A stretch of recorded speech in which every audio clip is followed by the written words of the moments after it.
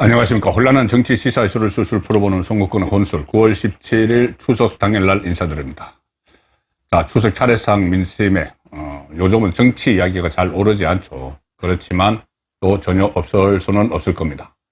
좀 많이 답답한 그런 신경들을 토로를 하시고 계실 것 같은데, 일단 윤석열 대통령 국정운영 지지율이 취미호의 이후 그 최저치로 떨어져 있습니다.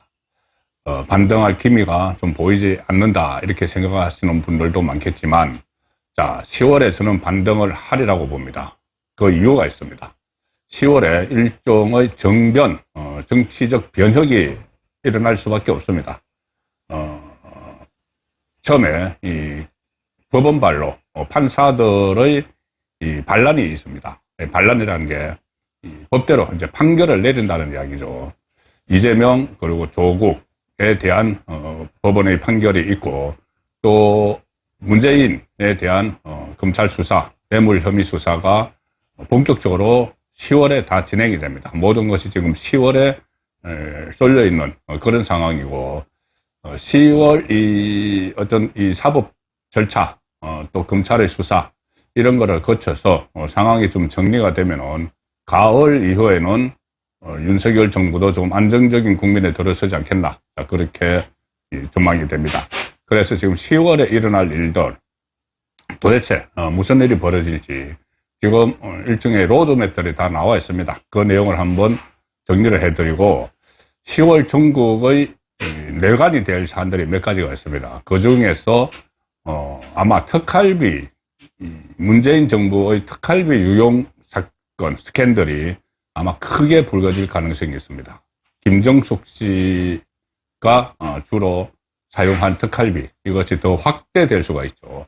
자, 그 내용을 중심으로 과연 10월에 도대체 무슨 일이 벌어질지, 일종의 10월 되면은 전국 상황이 완전히 뒤바뀔 수가 있습니다. 뒤바뀔 가능성이 상당히 높습니다. 지금 이미 예정된 일정들이 있기 때문인데, 일단 말씀드린 대로 이제 조희대 대법원장 체제가 안정이 되면서 이 법원에서 이 속속 판결을 내렸습니다. 그래서요, 특히 판사들의 대반란이 일어날 가능성이 상당히 높고, 그동안 뭐 잡표 찍히고 해서 좀 주춤하던 그 법원들이 좀 제대로 역할을 할 가능성이 상당히 높아지고 있습니다. 그리고 검찰의 역공, 이제 심우정 검찰총장 체제가 추석 연휴가 끝나면 본격적으로 가동이 되죠.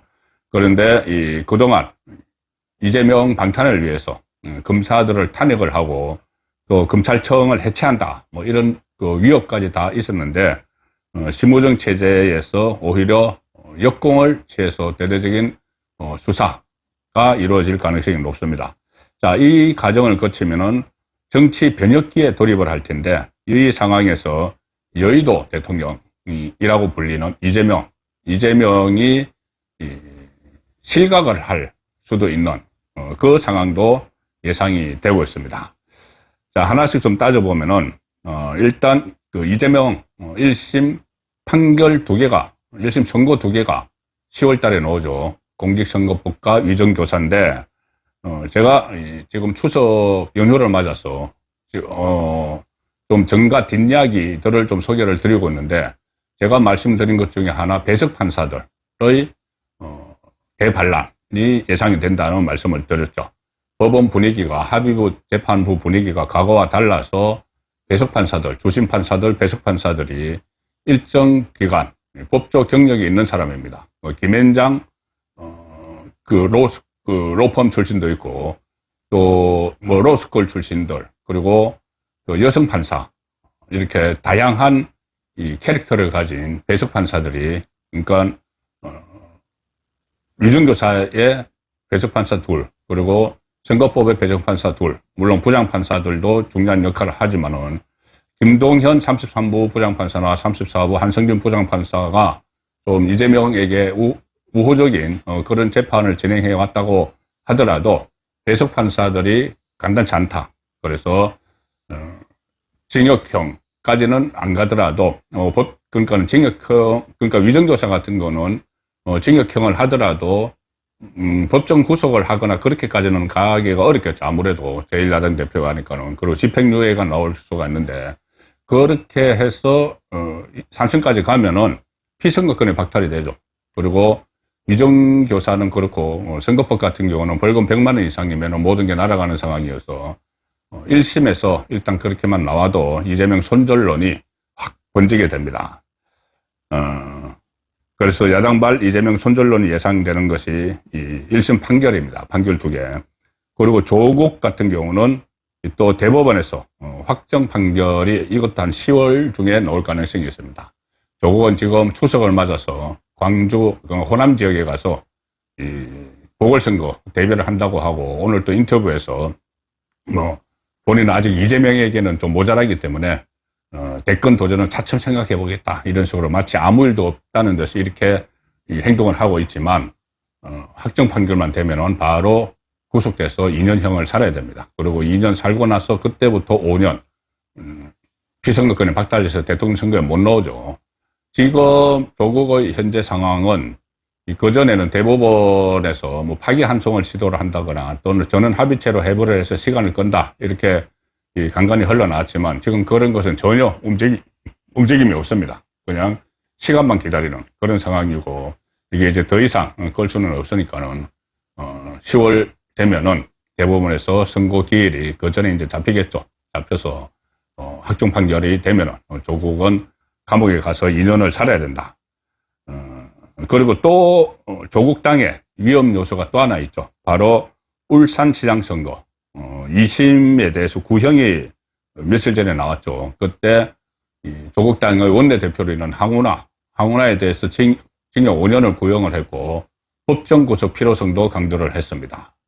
재판을 받고 있는데 1심에서 법정 구속을 하지 않으니까 본인이 또 출마를 해서 다시 배지를 달았다. 그래서 법정 구속 필요성을 검찰이 강조를 했습니다. 황운하는 1심에서 징역 3년, 그러니까 하명 수사를 한 혐의죠. 울산시장 선거 불법 개입 사건에서. 그 사건으로 징역 3년을 1심에서 받았고, 11월 21일이 그 2심 선고일입니다. 자, 거기서 또 확정이 되면 바로 대법원 또 확정되면은 가을에, 이러면은 가을 중에, 가을이 끝나기 전에 황운하도 구속이 되죠. 그러면은 조국 당은 지리멸렬 해줘서 이합집 사안을 하는 그런 상황으로 접어듭니다. 자, 검찰의 수사도 지금 만만찮죠. 이 연휴가 끝나고 나면은 바로 문다혜씨 모든 지금 문재인과 관련한 수상한 돈 흐름의 최종 종착지는 문다혜죠. 그래서 문다혜씨가 소환이 되고, 그 이어서 김정숙 씨 여러 가지 이 의혹들이 있습니다. 소환되고 또 문재인 소환까지 이 전주지검으로 이제 소환이 되는 수순인데, 지금 검찰총장, 심우정 검찰총장이 정식으로 취임을 했죠. 그래서 업무를 연휴 끝나고 시작을 하면은 전주에 있는 사건을 서울중앙지검으로 옮겨서 다른 사건들과 같이, 문재인이 다른 사건들과 같이 수사를 진행할 가능성이 큽니다. 그러면은 수사가 여러 가지가 있죠. 문재인을 향한 수사를 해야 될 것이, 지금 이원석 검찰총장 체제에서 밀어놨던 것들, 그런 것들이 상당히 많습니다. 울산시장 선거 불법 혐의, 이것도 지금 재판을 한쪽은 진행 중이지만 이게 재기 수사가 진행 중이죠. 조국과 임종석이 곧 소환이 될 텐데 이것도 10월 달에 소환될 가능성이 있습니다. 압수수색 같은 것이 이루어졌기 때문에 조국과 임종석이 울산시장 선거 혐의로 소환이 되면은 이 사건도 몸통이 문재인이죠. 그냥 문재인에게 갈 수밖에 없고, 그리고 서해 공무원 피살 사건, 월북놀이, 그리고 통계 조작 의혹 사건들, 월성 원전 경제성 조작 사건, 심지어 최근에 새롭게 부각되는 사건이 하나 있습니다. 뭐냐면은 이 도보다리 회담에서 그 북한 김정은과 회담을 할 때, 문재인이 회담을 할 때 그때 USB를 건네줬죠. USB를 건네줬는데 이 USB 안에 든 내용이 과연 무엇이냐? 그때 당시 국정상황실장이던 윤건영이나 이쪽에서 당시 통일부 쪽에서는 어떤 북한의 신경제 구상, 북한의 경제 발전 방안을 담아서 보낸 것이다. 뭐 이렇게 그 해명이라고 했는데 잘 납득이 안 간다. 그 안에 무슨 뭐 원전 기술 같은 걸 집어넣은 것이 아니냐, 이런 말이 있었고, 정치권에서 이 정보 공개 청구를 한 적이 있습니다. 정보 공개 청구를 했는데 그때 법원에서 이것은 군사 상급 비밀이다. 상급 비밀이라고 해서 공개를 못했죠. 자, 그런데 그렇다면은 상급 비밀을 넘겨줬다는 말인가? 문재인이 김정은에게. 그래서 이 USB와 관련된 이 사건을 철저히 수사를 해야 된다. 여기서 심지어 뭐 실질적으로 그렇지 않겠지만은 일각에서는 USB 안에 뭔가 그 가상화폐 같은 게 뭐 들어갔을 수도 있다는 말까지 나올 정도로 의문투성입니다. 의문이 있습니다. 그리고 법원에서 이 상급비밀이라고 이야기를 했기 때문에 이 상급비밀을 북한에 넘겨준 그 대통령, 당시 대통령 문재인의 책임을 묻는 이 사건도 수사가 돼야 된다는 이야기가 있습니다. 그래서 다시 결론으로 말씀드리면은 이 모든 문재인과 관련한 사건들이 서울중앙지검에 다 모여서 전주지검에서 하고 있는 이상직과의 뇌물 사건도 다 서울중앙지검으로 돌려서 문재인과 관련한 특별수사본부가 구성돼야 되는 건 아닌가. 자, 이런 이야기도 나오고 있습니다. 그렇게 되면 문재인뿐이 아니고 김정숙 씨가 지금 수사를 받는 것도 서울중앙지검이죠. 뭐 타지마할, 호화 기내식, 뭐 산일 자켓, 그리고 감봉권 특활비 이런 의혹도 전부 다 이 안에서 다뤄야 된다. 자, 그런 그 서울중앙지검의 특별수사본부, 문재인 일가 가족을 수사하는 특별수사본부를 구성을 해야 된다는 이야기까지 나오고 있습니다. 그리고 이재명에 대한 수사도 검찰에서 대대적으로 벌일 수밖에 없죠. 뭐냐면은 법인카드 유용 2억 원 이미 김혜경 씨는 소환을 해서 조사를 했고 이재명에 대해서는 서면 그 질의서를 보냈습니다. 처음에 소환 통보를 했는데 버티니까 기소를 하기 위해서 어쩔 수 없이 서면 질의서를 보냈는데 이것 외에 정자동 호텔 특혜 사업 그 부분도 본격적으로 수사에 착수를 하게 됩니다. 자, 그러면 이렇게 이 법원발 또는 검찰발 대대적인 어떤 뭐 반격이나 이런 것이 시도가 되죠. 그러면 이게 정변 정세의 전국의 급격한 변화로 접어들 수밖에 없는 상황이죠. 이재명 손절론이 제기가 되면서 1심에서 피선거권 박탈형이 나오면은 그러기 위해서 이미 뭐 신삼김 시대 이야기까지 나옵니다. 이재명 손절을 위해서 대기하고 있는 뭐 김경수, 김동연, 또 김부겸 그리고 이낙연도 있고 자 그런 그 포지션도 이렇게 딱 갖춰서 이 10월 전국 대변혁을 기다리고 있는 세력이 있죠. 그리고 이 문재인이 지금 그렇게 되면은 이재명은 그래도 끝까지 남아있기 위해서 버티려고 하겠죠. 손절론이 막 제기가 돼도. 그러면은 조국이 구속이 돼버리고 황운하도 구속 위기에 있는 조국당 그리고 민주당 안에 있는 그 문재인 세력 지금 문재인 세력 한 37명 정도 됩니다. 그때 집단 그 기자회견을 할 때 37명까지 서명을 했죠. 문재인 수사에 대해서 반발을 하는 그 37명 그리고 조국당 뭐 12명 이렇게 하면 한 10명 정도가 별도로 또 신당을 만들 가능성도 있습니다. 그래서 야당발 정계 개편 시나리오도 지금 여의도 증가에는 놔두고 있는 상황입니다. 그리고 이 과정에서 10월에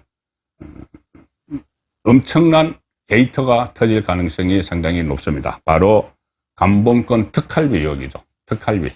이 특활비는 제가 자주 전해드렸기 때문에 요점만 말씀드리면은 특히 김정숙 씨가 사용한 것으로 의심되는 특활비가 수억 원대입니다. 수억 원대. 최근에 불거진 게 5천만 원 보자기에 싸가지고 자기 친구에게 전달을 해서 그걸 문다혜 씨에게 넘긴 거죠. 이게 지금 보도가 되는 것은 2번 있었습니다. 2020년 그러니까는 문재인 재임 시절에 한 번 5천만 원이 그런 식으로 문다혜에게 건너갔고 또 2022년 퇴임 직후에 이 평창마을에 가 있을 때 그때 뭐 밖에 나가서 뭐 돈을 붙이려고 하니까는 뭐 959 시위대가 있어서 못 붙이다 이런 말이 있었으니까 그거는 퇴임 직후 그러니까는 5천만 원 이 출처가 지금 도저히 해명이 안 되니까 설명도 안 하고 있으니까는 이게 이제 특활비를 유용을 했을 가능성이 있다. 그리고 퇴임한 이후에 5천만 원은 청와대에 있을 때 쓰던 특활비 잔금을 또 가져가서 딸에게 보냈다. 이런 의혹이 있는 것이죠. 그리고 문다혜씨에게 간 여러 갈래의 돈 흐름, 이것도 전부 다 수사 대상이 되면서, 특활비 스캔들이 터질 수가 있습니다. 제가 일전에 소개해드렸다시피 조선일보가 2022년 4월 1일자에 누비 장인에게 1,000만원어치 현금 주고 그 한복을 마쳤다.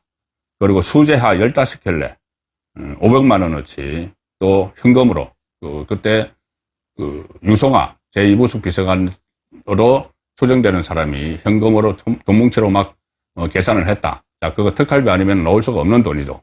그리고 당시 자유일보가 2022년 12월 20일에 김정수 기여사 옷값 감봉권으로 치렀다라는 기사를 게재를 하면서 사진까지 다 공개를 했습니다. 한국은행 띠지가 이렇게 십자로 묵혀있는 감봉권 사진까지 공개를 해서 유명 디자이너 브랜드의 정언을 실었죠. 디자이너 브랜드의 그 담당자가 제보를 한 겁니다.